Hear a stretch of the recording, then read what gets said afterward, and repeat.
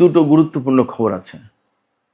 একটা খবর হচ্ছে ইরানের জাতীয় নিরাপত্তা বিষয়ক সংসদীয় কমিটির প্রধান তিনি বলেছেন মধ্যপ্রাচ্য অঞ্চল থেকে খুব শিগগিরই মার্কিন বাহিনীকে বহিষ্কার করা হবে। খুবই গুরুত্বপূর্ণ কথা।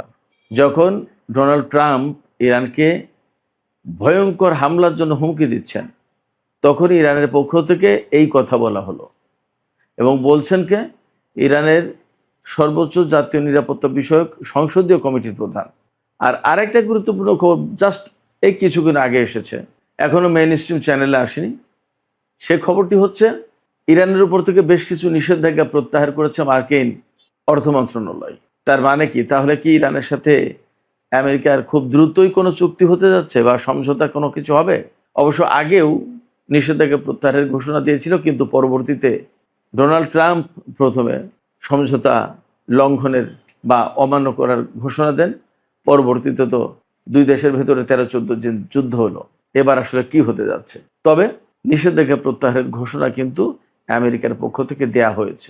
এদিকে ওমানের সাথে ইরানের যে হরমুজ প্রণালী ব্যবস্থাপনার বিষয়ে যে আলোচনা হচ্ছিল, সেই আলোচনা চূড়ান্ত হয়েছে এবং চুক্তি হয়েও গেছে এমন কথা বলা হচ্ছে। তবে ইরানের পক্ষ থেকে ভিন্ন কথা বলা হচ্ছে। কি সেই ভিন্ন কথা? এদিকে ইরানের পররাষ্ট্রমন্ত্রী সাইয়েদ আব্বাস আরাকচি শুক্রবার পাকিস্তান সফরে যাবেন। তার মানে বেশ কিছু ঘটনা এর ভেতরে ঘটছে। আইআরজিসির পক্ষ থেকে ঘোষণা দেওয়া হয়েছে।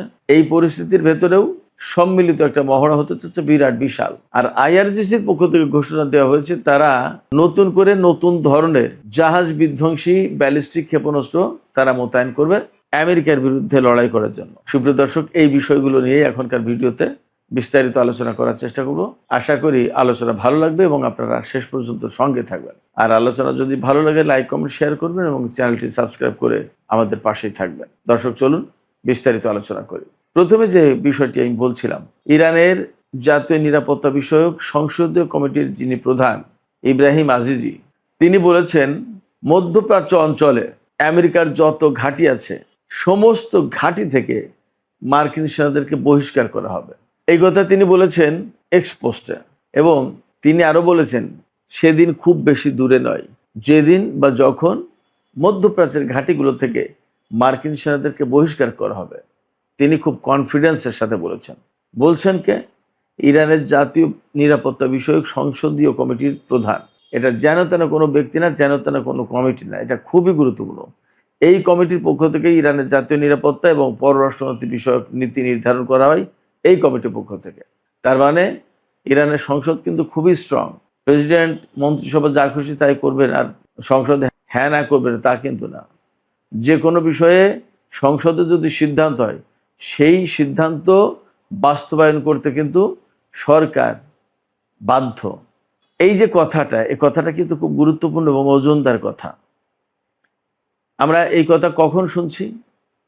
আমরা যখন বিভিন্ন গণমাধ্যম থেকে খবর পাচ্ছি যে ইরাক, কুয়েত, বাহরাইন, কাতার এবং জর্দান এর বহু ঘাঁটি থেকে, এই সমস্ত বহু ঘাঁটি থেকে মার্কিন সেনা এবং বিমান প্রত্যাহার করা হয়েছে এবং এই সমস্ত বিমান আর সেনার অনেক কিছু ইউরোপের কোনো কোনো দেশে পাঠিয়ে দেওয়া হয়েছে আর কোনো কোনো বিমান এবং সেনা ইসরায়েলে রাখা হয়েছে। আমি এই কথা দিয়ে বোঝাতে চাইছি এই যে ইরানের পক্ষ থেকে কিন্তু আমেরিকার উপরে এই যুদ্ধের ভেতরে প্রচণ্ড রকমের চাপ সৃষ্টি করা হয়েছে। এই চাপ সৃষ্টির কাজটা কিভাবে করা হয়েছে? আমেরিকা ইরানের উপর হামলা চালালেও ইরান হামলা চালিয়েছে, আবার ইদানিং আমেরিকা হামলা না চালালেও ইরান হামলা চালিয়েছে। ইরান যখন মনে করেছে যে কুয়েতের ওই ঘাঁটিতে হামলা চালানো দরকার, ইরান কিন্তু এই কয়েকদিন তাই করছে। যদি ইরান মনে করেছে জর্দানের ওই ঘাঁটিতে হামলা চালানো দরকার, তাই করেছে।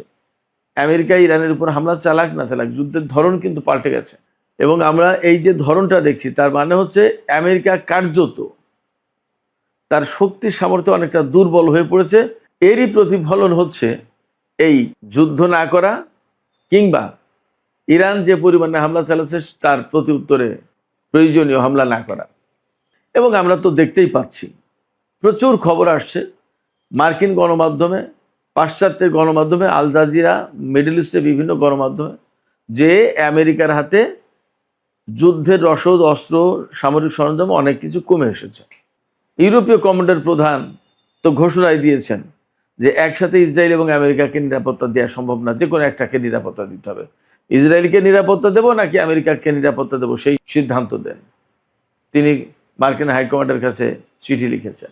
এবং ডোনাল্ড ট্রাম্প ইরানের বিরুদ্ধে কোন অপ্রচলিত ব্যবস্থায় প্রচণ্ড রকমের শাস্তিমূলক পদক্ষেপ নিতে পারবে, সেই পথ খুঁজে পাওয়ার জন্য আমেরিকার কমান্ডারদের কাছে ইমেইল করা হয়েছে।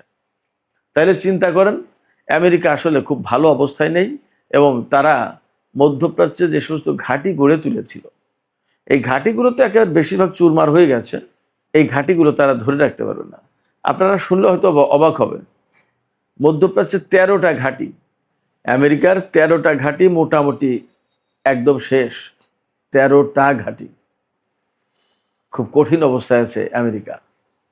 এই জায়গা থেকে ইরানের সংসদ সদস্য এবং জাতীয় নিরাপত্তা বিষয়ক সংসদীয় কমিটির প্রধান ইব্রাহিম আজিজ কথা বলতে পারছেন এবং তার বলার যথেষ্ট গ্রাউন্ড আছে বলে মনে হচ্ছে যে আমেরিকাকে খুব শিগগিরই মধ্যপ্রাচ্য থেকে বহিষ্কার করা হবে। দেখা যাক কি হয়। তবে এরই মধ্যে আরও কতগুলো বিষয় আছে, সেই বিষয়গুলো যদি এর সাথে রিলেট করা যায় তাহলে পরিস্থিতি আরও সহজে ব্যাখ্যা করা যাবে। আমি আগেই বলেছি দুটো শিরোনাম। একটা হচ্ছে ইরান জুড়ে বিরাট বিশাল সামরিক মহড়া দিতে যাচ্ছে, নৌবাহিনী, বিমান বাহিনী এবং স্থল বাহিনী, সব বাহিনী সংযুক্ত থাকবে এবং যৌথভাবে মহড়া চালাবে। আপনারা চিন্তা করুন, যুদ্ধের ভেতরে সামরিক মহড়া, এটা সাধারণ কোনো ব্যাপার না, অনেক গুরুত্বপূর্ণ ব্যাপার। এবং এই মহড়ায় ইরান অনেক গুরুত্বপূর্ণ নতুন নতুন অস্ত্রের ব্যবহার করবে এবং বিপুল সংখ্যক ক্ষেপণাস্ত্র পরীক্ষা করবে, এমনটা ধারণা করা হচ্ছে, ব্যবহার করবে। অ্যাট দ্য সেম টাইম আইআরজিসির পক্ষ থেকে বলা হয়েছে তারা খুব শিগগিরই এমন জাহাজ বিধ্বংসী ব্যালিস্টিক ক্ষেপণাস্ত্র, এন্টি শিপ ব্যালিস্টিক মিসাইল, এটা মোতায়েন করবে খুব শিগগিরই। কেন মোতায়েন করবে? আইআরজিসির পক্ষ থেকে বলাই হয়েছে যে মার্কিন নৌবাহিনীর বিরুদ্ধে যুদ্ধের জন্য তারা এই ধরনের ব্যালিস্টিক ক্ষেপণাস্ত্র মোতায়েন করবে। তার মানে হরমুজ প্রণালী এলাকায় আমেরিকা যে অবরোধ আরোপ করে রেখেছে, এই অবরোধ ভাঙবে সামরিক উপায়ে ইরান। তার আগের খবর কি? তার আগের খবর ছিল আমেরিকা যে ভারত মহাসাগর বা ওমান উপসাগর এলাকায় যে সমস্ত জাহাজ মোতায়েন করেছে, সেই সমস্ত জাহাজ থেকে ক্ষেপণাস্ত্র ছোড়ার মতো ক্ষেপণাস্ত্র আমেরিকার হাতে নেই। তাহলে কি দাঁড়াচ্ছে? তাহলে দাঁড়াচ্ছে যে আমেরিকা আসলেই তারা অস্ত্র এবং সামরিক সরঞ্জামের ঘাটতিতে পড়েছে। এই অবস্থায় ইরান যদি প্রচণ্ড রকমের শক্তিমত্তা নিয়ে আমেরিকার উপর সামরিক দিক দিয়ে চাপ সৃষ্টি করতে পারে, তাহলে হরমুজ প্রণালী থেকে আমেরিকা তাদের নৌ অবরোধ তুলে দিতে বাধ্য হবে। শুধু তাই না, মধ্যপ্রাচ্য অঞ্চলে যে সমস্ত ঘাঁটিতে এখনও মার্কিন সেনা মোতায়েন আছে, সেই সমস্ত সেনা প্রত্যাহার করে সরিয়ে নিতে বাধ্য হবে। এবং আমি গতকালকে একটা ভিডিওতে বলেছিলাম, সম্ভবত এমন পরিস্থিতি হবে যে পুরো মধ্যপ্রাচ্য অঞ্চলের মার্কিন সেনা সদস্যদের তাড়িয়ে গুটিয়ে নিয়ে ইসরায়েলে জড়ো করবে। ওখান থেকে হয় তারা হামলার শিকার হবে, আর না হয় তারা সেখান থেকে চলে যেতে বাধ্য হবে জাহাজ ভরে ভূমধ্যসাগর দিয়ে, আটলান্টিক পাড়ি দিয়ে ইউরোপে বা আমেরিকায়। ইরান সম্ভবত এই ধরনের কোনো পরিকল্পনা করছে। এখন ইরান পরিকল্পনা করলেই তো হবে না, আমেরিকারও তো কিছু পরিকল্পনা আছে। কিন্তু আমরা এটাও দেখছি যে আমেরিকা কিন্তু মধ্যপ্রাচ্যে যে যুদ্ধটা করছে ইরানের বিরুদ্ধে, এই যুদ্ধে তাদের পরিকল্পনা কিন্তু খুব একটা কাজে লাগেনি। তারা কিন্তু এই পর্যন্ত বেসিক্যালি উইন করতে পারেনি, তারা লুজার, একথা বলতেই হবে। আজকেই পাকিস্তানের ডন পত্রিকা, ইংরেজি পত্রিকা ডন পত্রিকায় দেখেন কলাম লেখা হয়েছে, সেখানে বলা হচ্ছে যে ডোনাল্ড ট্রাম্পের এটাই অনুধাবন করা উচিত বা জরুরি যে তারা যে অপারেশন এপিক ফিউরি যেটা ইরানের বিরুদ্ধে চালিয়েছে সেটা ব্যর্থ হয়েছে, সেটা সফল হয়নি। অর্থাৎ 40 দিনের যে যুদ্ধ, সেই যুদ্ধে আমেরিকা যা চেয়েছিল তার তো কোনো কিছু অর্জন করা সম্ভব হয়নি, বরং উল্টো কি হয়েছে, হরমুজ প্রণালী আটকে গেছে। মধ্যপ্রাচ্য অঞ্চলে আমেরিকা যে সমস্ত ঘাঁটি ছিল সেই ঘাঁটিগুলো ধ্বংস হয়ে গেছে। মধ্যপ্রাচ্যে আমেরিকার যে মাতব্বরি ছিল, সারা বিশ্বে যে প্রভাব ছিল সেইগুলো শেষ। আমেরিকার অস্ত্রের যে ধার ভার ছিল, আমেরিকার অস্ত্র নিয়ে মানুষের ভেতরে যে সমীহ ভাব ছিল সেগুলো শেষ, কারণ ইরানের কাছে এগুলো টিকতে পারেনি। এবং আমরা তো বুঝতে পারছি যে ইরানের উপরে কত বেশি ক্ষেপণাস্ত্র এবং বোমা হামলা চালিয়েছে আমেরিকা ইসরায়েল, তারপরেও ইরান দাঁড়িয়ে থেকে প্রচণ্ড সক্ষমতার সাথে আমেরিকা ইসরায়েলের বিরুদ্ধে লড়াই করেছে এবং এখনো লড়াই করে যাচ্ছে। আমেরিকা সবসময় বলছে যে আমরা পৃথিবীর শ্রেষ্ঠ শক্তি। যদি তাই ধরে নিই, তাহলে সেই শ্রেষ্ঠ শক্তি প্লাস মধ্যপ্রাচ্যের সবচেয়ে বড় শক্তি সামরিক দিক দিয়ে ইসরায়েল, সেই বড় শক্তি, দুটো বড় শক্তি একসাথে যুক্ত হয়ে ইরানের সাথে যুদ্ধ করেছে এবং ইরান সমানে বুক চিতিয়ে লড়াই করে যাচ্ছে এখনো পর্যন্ত। তাতে কি দাঁড়াচ্ছে? ভূ রাজনীতি, সমরনীতি, সামরিক কৌশল এবং সামরিক যে সমস্ত হিসাব নিকাশ, তার অনেক কিছু বদলে গেছে এবং সমস্ত সবকিছু পাল্টে যাচ্ছে। এরপরেই প্রশ্ন আসছে, এরপরে কি অবস্থা দাঁড়াবে? রাশিয়া, চীন এবং উত্তর কোরিয়া তারা হঠাৎ করে একদিন আমেরিকার বিরুদ্ধে আঙুল উঁচু করবে কিনা, তেমন সম্ভাবনা কিন্তু আছে। আজকেই চীন তাদের যুদ্ধ বিমান থেকে পরমাণু মহড়া চালিয়েছে। এটা সাধারণ কোনো ব্যাপার না। যখন মধ্যপ্রাচ্যের পরিস্থিতি এমন, দক্ষিণ চীন সাগর, তাইওয়ান, অনেক কিছু নিয়ে যখন প্রচণ্ড রকমের উত্তেজনা ভেতরে ভেতরে, সেই সময় চীন এই বার্তা দিল। এটা সাধারণ কোনো ব্যাপার না। সেক্ষেত্রে মধ্যপ্রাচ্য থেকে আমেরিকা আসলে খুব সংকটের ভেতরে হয়তোবা চলে যেতে বাধ্য হবে। তবে এর ভেতরে খবর আসছে, আমি শিরোনামেই বলেছি, যে ইরানের উপর থেকে নাকি আমেরিকার অর্থ মন্ত্রণালয় নিষেধাজ্ঞা প্রত্যাহার করেছে বেশ কয়েকটা।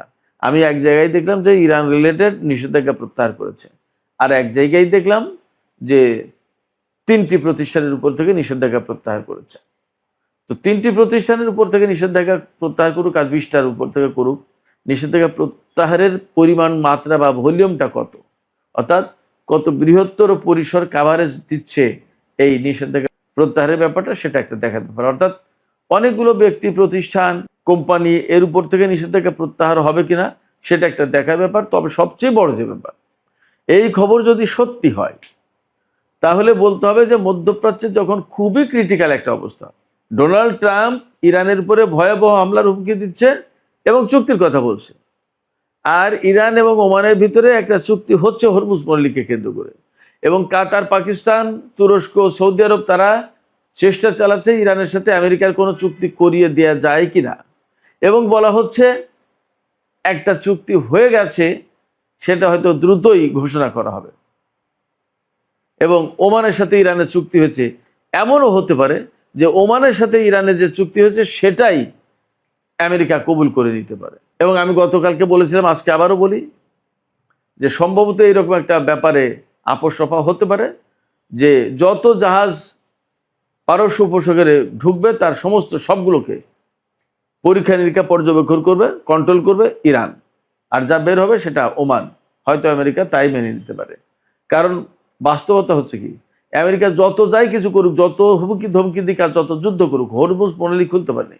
তারা এসেছিল ইরানের সরকার পরিবর্তন করতে, তারা এসেছিল ইরানের পরমাণু স্থাপনাগুলো সব ধ্বংস করতে, তারা এসেছিল ইরানের সামরিক বাহিনীকে ধ্বংস করতে, ইরানে একটা সরকার প্রতিষ্ঠা করতে নতুন। এগুলো কোনো কিছুই তো হয়নি। এখন যুদ্ধ হচ্ছে হরমুজ প্রণালী খুলবে কি খুলবে না। যে প্রণালী আগে যুদ্ধের আগে খোলা ছিল, সেই প্রণালী এখন খোলার জন্য যুদ্ধ করতে হচ্ছে। বাট আজ 5 মাস ধরে যুদ্ধ করেও সে প্রণালী খুলতে পারেনি। এই অবস্থায় একটা চুক্তি করে এখান থেকে মানিজ্য নিয়ে হয়তো সরে পড়ার একটা ব্যবস্থা করার চেষ্টা করছে আমেরিকার সরকার। এছাড়া তার সামনে বিকল্প নেই, লাভ হবে না খুব একটা, যা পরিস্থিতি দেখা যাচ্ছে। সেই জায়গায় একটা চুক্তি যদি হয়ে যায়, দেখা যাক কি হয়। আমরা মনে করি যে যদি চুক্তি হয় এবং চুক্তির মধ্য দিয়ে যদি শান্তি পেরে, সেটাই বড় কথা। আব্বাস আরাকচি যেহেতু শুক্রবারে পাকিস্তান সফরে যাচ্ছেন, তাতে মনে হচ্ছে ডিপ্লোম্যাটিক একটা প্রক্রিয়া শুরু হয়েছে এবং ভেতরে ভেতরে কিছু গড়াপিটা হচ্ছে, দেখা যাক কি হয়। সুপ্রিয় দর্শক, এখনকার আলোচনা এখানে শেষ করতে চাইছি। আপনাদের মতামত জানতে চাই, কি মনে হচ্ছে কোন অ্যাঙ্গেল থেকে কোন দিক দিয়ে একটা চুক্তি হতে যাচ্ছে বা আদৌ হচ্ছে কিনা, কি মনে হয় আপনাদের? আপনাদের কি মনে হয় যে আসলে আমেরিকা এই মুহূর্তে খুবই চাপের ভেতরে, নাকি ইরানের চাপের ভেতরে? আপনাদের মতামত জানিয়ে কমেন্টে লিখতে পারেন।